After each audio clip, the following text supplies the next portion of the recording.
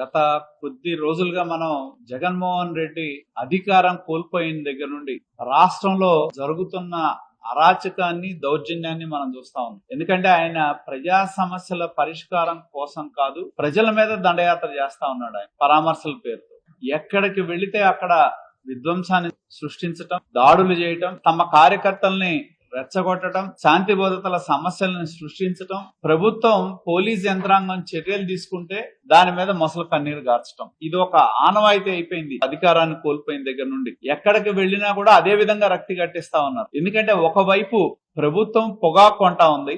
ఎప్పుడూ లేని విధంగా పొగాకు ఉత్పత్తి వస్తే ప్రభుత్వం నిర్ణయం తీసుకొని ప్రభుత్వం కొనుగోలు సెంటర్లు పెట్టి కొనుగోలు చేస్తా ఉంటే పరామర్శ పేరుతో పొదిలెళ్లి విధ్వంసం సృష్టించాడు. అదే విధంగా మామిడికి ధర పడిపోతే ప్రభుత్వం మామిడికి కేజీకి 4 రూపాయల చొప్పున సబ్సిడీ రూపేణా రైతులకు అందించే విధంగా కొనుగోలు చేపడితే అక్కడికెళ్లి ఎంత దారుణం అంటే రైతు పండించిన తోట ఎవరిదో, పంట ఎవరిదో దాన్ని తీసుకొచ్చి రోడ్ల మీద పోసి వాటిని తమ జెండాలు కట్టిన ట్రాక్టర్ల చేత తొక్కిచ్చి ఏ విధంగా వాళ్ళు ఆనందాన్ని పొందుతున్నారో మనం చూడటం జరిగింది.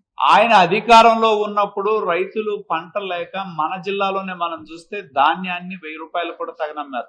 వరదలు వస్తే ఆయన 5 సంవత్సరాలు ముఖ్యమంత్రిగా ఉంటే వరదలు వస్తే పొలంలో అడుగు పెట్టని వ్యక్తి. మన బాపట్ల ప్రాంతంలో మనం చూసాం, హైవే మీద ఆయన రెడ్ కార్పెట్ వేస్తారు, అవతల జాయింట్ కలెక్టర్ ఉంటాడు చేలో, ఆయన చూపెడతాడు, ఈయన హైవే మీద నుంచి చూసి వెళ్తాడు. అధికారం ఉన్నప్పుడు ప్రజల గురించో, ప్రజల కష్టాల గురించో, పేదవాడి గురించో పట్టించుకొని జగన్మోహన్ రెడ్డి హఠాత్తుగా అధికారం కోల్పోయిన తర్వాత పరామర్శల పేరుతో ఏ విధమైన విధ్వంసాన్ని, అధికారం ఉన్నప్పుడు ఒక రకమైన విధ్వంసాన్ని చేశారు, అధికారం ఉన్నప్పుడు అధికారాన్ని అడ్డం పెట్టుకొని తమతో విధేపించే రాజకీయ పార్టీల మీద, నాయకుల మీద, మేధావుల మీద తప్పుడు కేసులు పెట్టి వేధించిన సందర్భాలు మనం చూసాం. ఎప్పుడు చూడాల.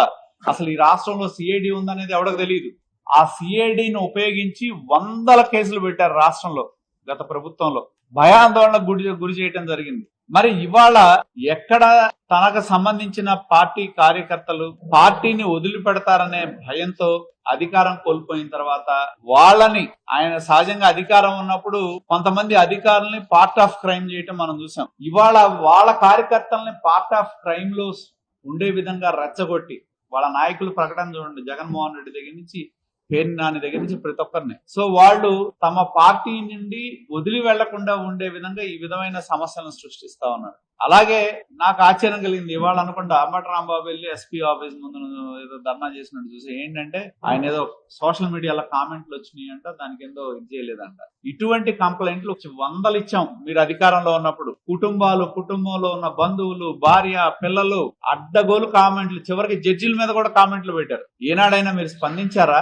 ఇవాళ కేవలం ఏంటంటే రాజకీయ మనుగడ పోతుంది అనే ఉద్దేశంతోనే ఈ వీధి నాటకానికి తెరతీశారు. మొన్న చిత్తూరులో కూడా చూడటం జరిగింది. ఎవడో రైతుని తీసుకురావటం, అసలు ఆ ఊరు కాదు, ఆ ఏరియా కాదు, వాళ్ళని పెట్టి మాట్లాడించటం, రైతు ముసుగేయటం, వైకాపా కార్యకర్తలకి ప్రభుత్వం మీద బురద జల్లి దుష్ప్రచారం చేసే ప్రయత్నం, ఒక పథకం ప్రకారం ప్రభుత్వం మీద బురద జల్లటం, శాంతి భద్రతల సమస్య సృష్టించడం, దాని ద్వారా రాజకీయ లబ్ధి పొందాలనే ప్రయత్నం వైకాపా పార్టీ, జగన్మోహన్ రెడ్డి చేస్తా ఉన్నాడనే స్పష్టం అవుతా ఉంది.